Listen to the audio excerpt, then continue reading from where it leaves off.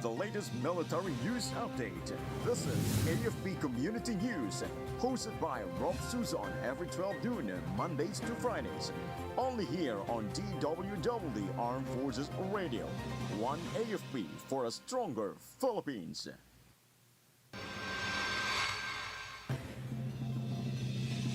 JTF NCR deploys security forces for Feast of Jesus Nazareno 2025.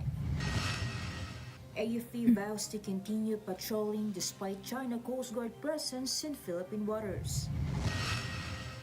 Over 40,000 candidates vie for national and local posts for upcoming 2025 midterm polls.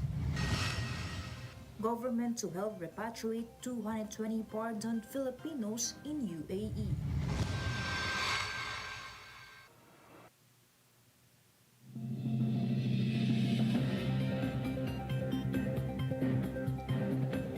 Good day everyone, especially to our troops at Camp Emilio Ginaldo, Quezon City. Today is Wednesday, January 8, 2025, and this is AFP Committee News, your source for the updates of the armed forces and other developments across the country. I am Rolf Susan Abay, here to bring you today's stories. DWDD Armed Forces News. For the brief overview of our news, the Joint Task Force National Capital Region officially joined the send-off ceremony for security forces, ensuring public safety during the Feast of Jesus Nazareno 2025.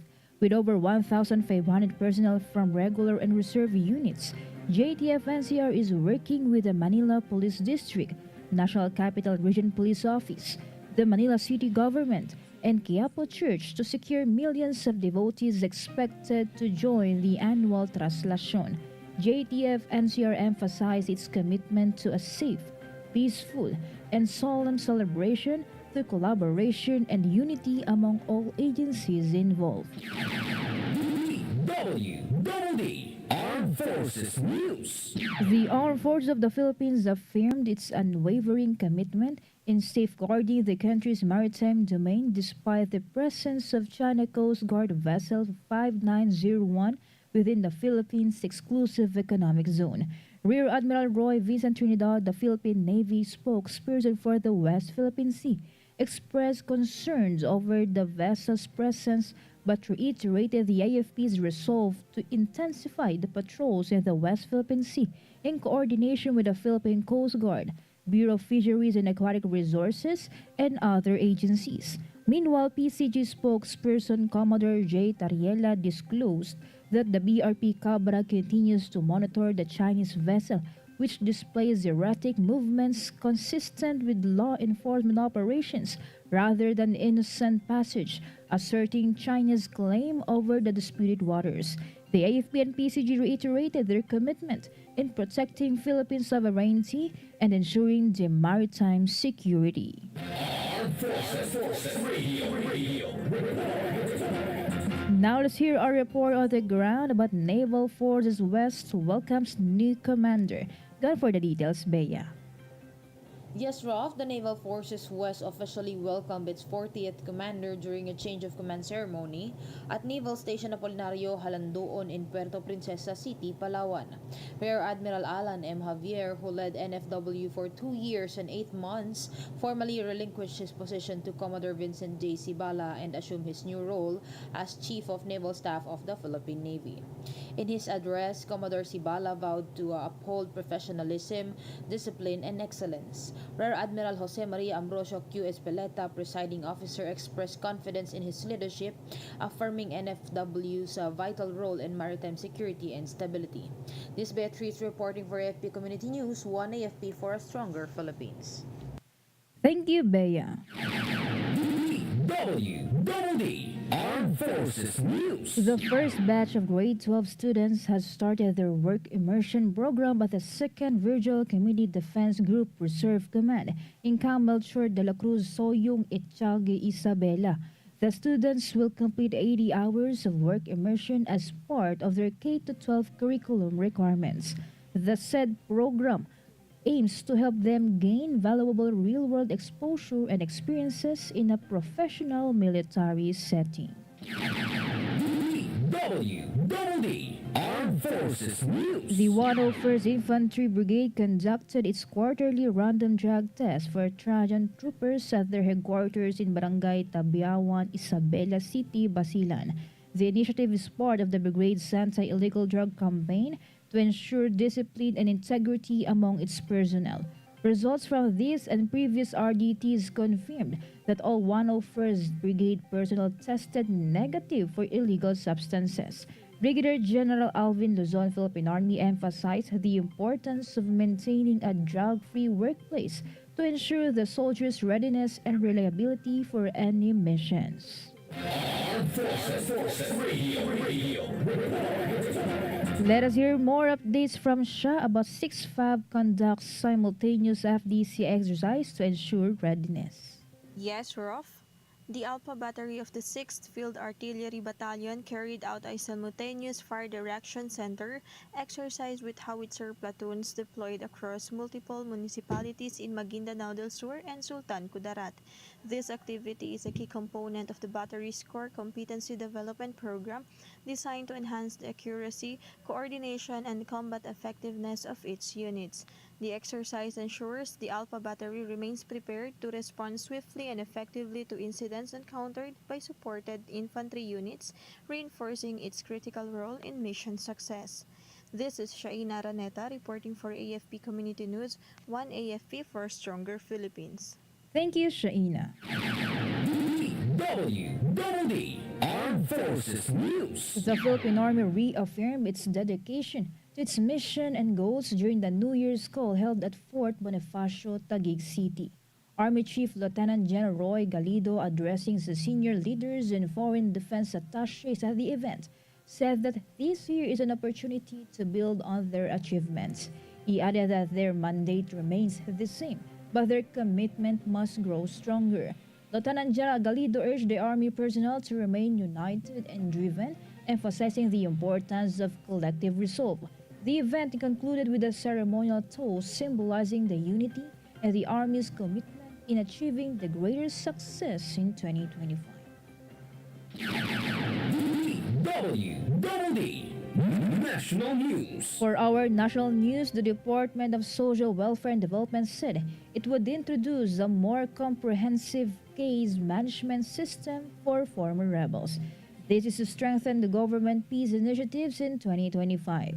DSWD Undersecretary Alan Tanusay said they intend to pursue case management in Zamboanga Peninsula, Northern Mindanao, and Region 12. The agency would start the initiative this month so that they can provide support to many former members of non-state armed groups and decommissioned combatants. The new system, based on the agency's Buong Bansa Mapayapa, would deploy trained social workers to address the needs of former combatants and their families. Armed Forces Radio. From NOLCOM, let us hear some information from Joanne about Barangay Captains Mabalasik Battalion.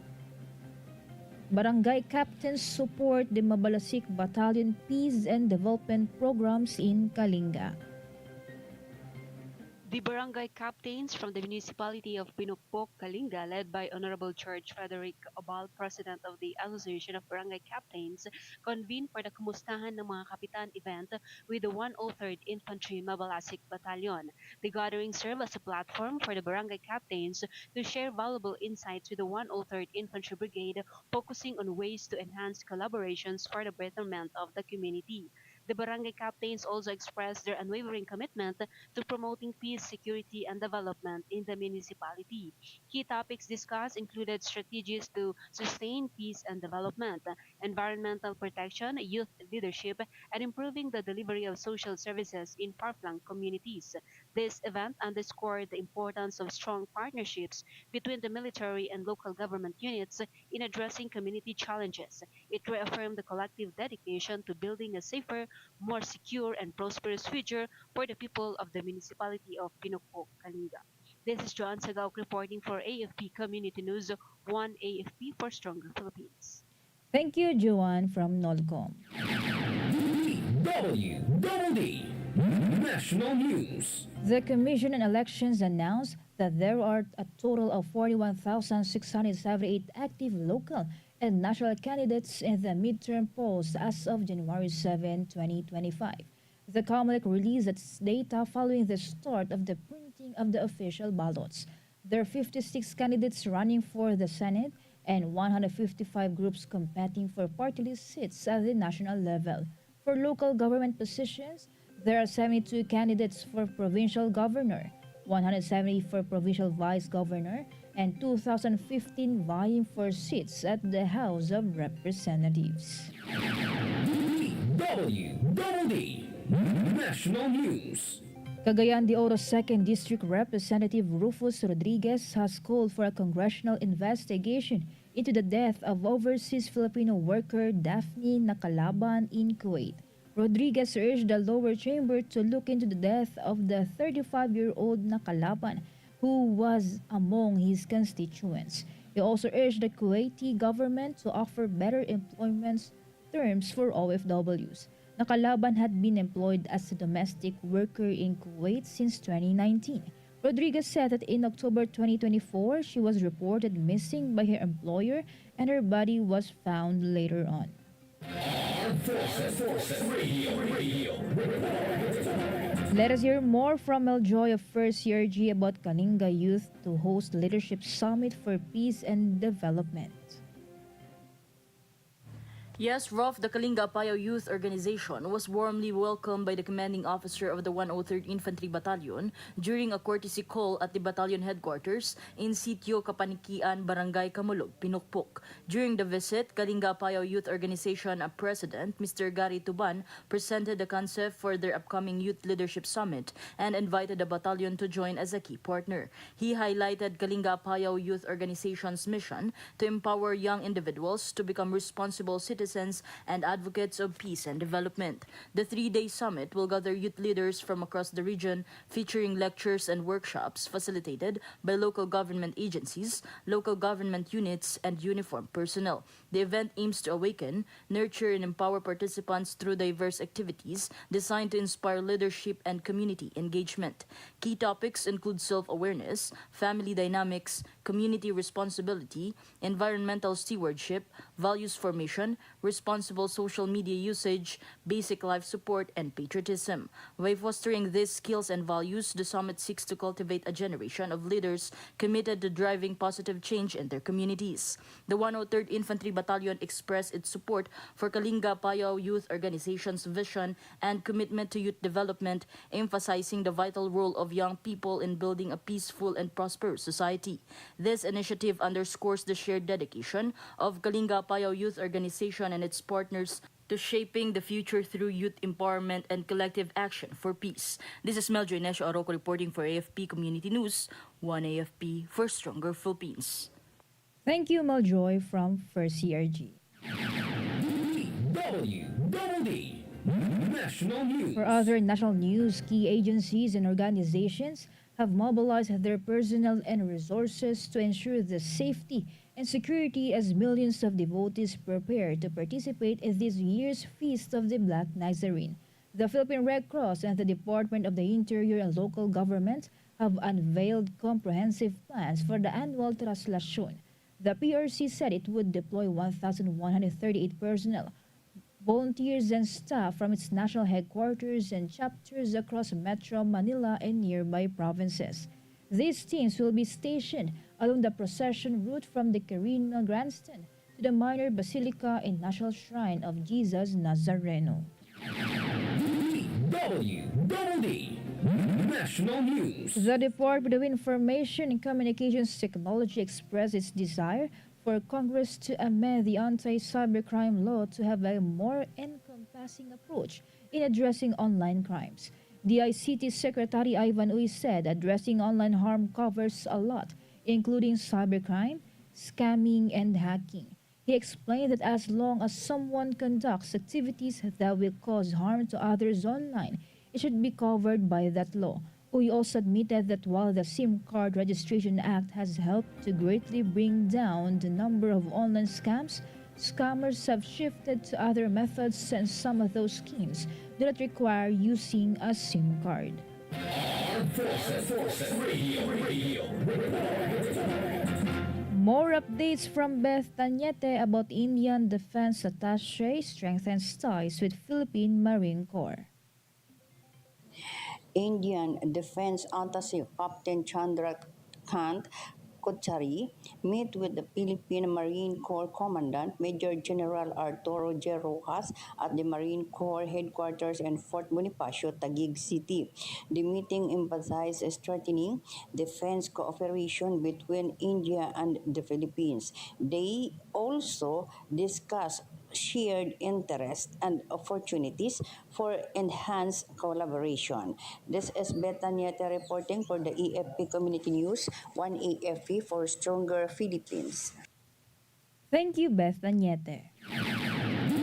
DWDD National News. Malacanang said the Philippines viewed with concern the presence of China's monster Coast Guard ship in the Philippine waters.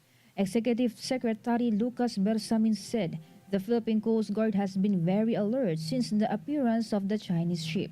Bersamin said that the encounters, which often involved counter challenges by Chinese Coast Guard vessels, have so far avoided confrontation. He described the situation as an operational matter but said the government has mechanisms in place to address such disputes. DWDD National News.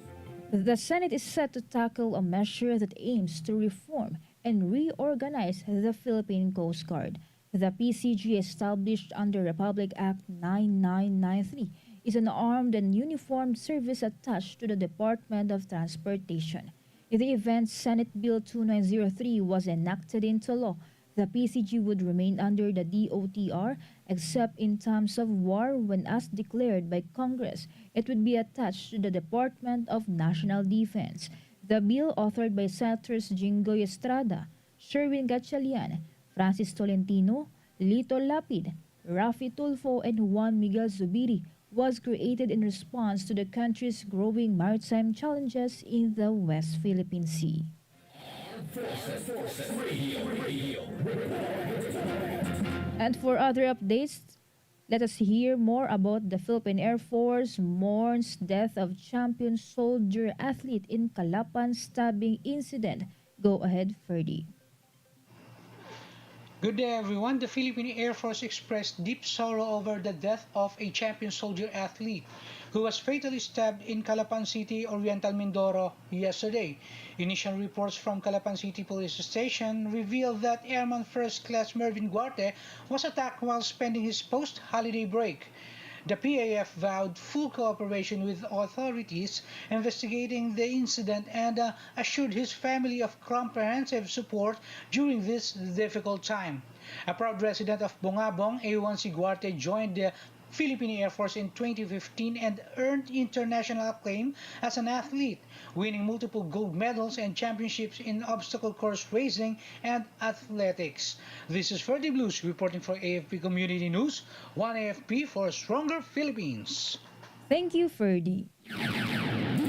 DWDD National News. For other development story, Malacanang said it would let the Social Security system implement its members' contribution rate hike. Executive Secretary Lucas Bersamin said the government should not meddle in the affairs of the Social Insurance Agency. He explained that increases like that are well studied based on actuarial considerations. Bersamin also said the proposal to suspend the last tranche of the contribution hike might be politically motivated. DWDD National News. Moreover, Executive Secretary Lucas Bersamin hit back at the spokesman of former President Rodrigo Duterte for their criticisms regarding President Ferdinand Marcos Jr.'s decision to reorganize the National Security Council. Former Chief Presidential Legal Counsel and spokesperson Salvador Panelo had said that Marcos's move that effectively removed Vice President Sara Duterte from the NSC is a smack of bad politics. Bersamin asserted that Panelo has no moral authority to question the decision of the president as he had advocated for the removal of then Vice President Leni Robredo from the advisory body. He further noted that the NSC serves as an advisory body to President in his capacity as Commander-in-Chief of the Armed Forces, and it is only fitting that whoever advises him is within his fullest trust and confidence. Armed Forces Radio. On the other line, let us hear more from Angel about 4th Civil Military Operations Battalion welcomes new officer in charge. Yes, Ralph, the 4th Civil Military Operations Battalion officially welcomed its officer in charge during a change of command ceremony held at its headquarters in Barangay Bangkasi, Butuan City. Brigadier General Benjamin Hao, Civil Military Operations Regiment Commander, presided over the event, honored the exemplary leadership of outgoing Commander Lieutenant Colonel Jenny A. De Mesa, and relinquished the position to Colonel Napoli Carriazo. The ceremony highlighted the battalion's continued dedication to nation-building efforts. Lieutenant Colonel Carriazo vowed to uphold the legacy of service and excellence as he assumed his new role. This is Angel Cruz Camomot reporting for AFP Community News, 1 AFP for Stronger Philippines. Thank you, Angel. DWDD National News. The Philippine government has coordinated with concerned United Arab Emirates authorities for the repatriation of 220 detained Filipinos who were granted royal clemency. The Filipinos were pardoned on the occasion of the UAE's 53rd National Day. The Philippine Embassy in Abu Dhabi and the Consulate General in Dubai said it is a testament to the commitment to foster peace, reconciliation, and human dignity. The embassy and the consulate said, along with the Department of Migrant Workers offices in Abu Dhabi and Dubai, they coordinated with UAE authorities to provide the needed assistance to the Filipinos and to ensure the safe and immediate return to the Philippines of those who will be released from their incarceration. DWDD Armed Forces News. And that concludes today's broadcast. Thank you for tuning in, especially to our audience on Facebook page AFP Radio DWDD. Be sure to join and catch us again tomorrow for more stories and updates, same time and same station. Once again, this is Rolf Susan Abay for AFP Community News, 1 AFP for Stronger Philippines. Behold the latest military news update. This is AFP Community News, hosted by Rob Susan every 12 noon, Mondays to Fridays. Only here on DWDD Armed Forces Radio. 1 AFP for a stronger Philippines. Kayo ay nakatutok sa DWDD AFP Radio. Kami po ay kasapi ng KBP, Kapisanan ng mga Broadcaster ng Pilipinas.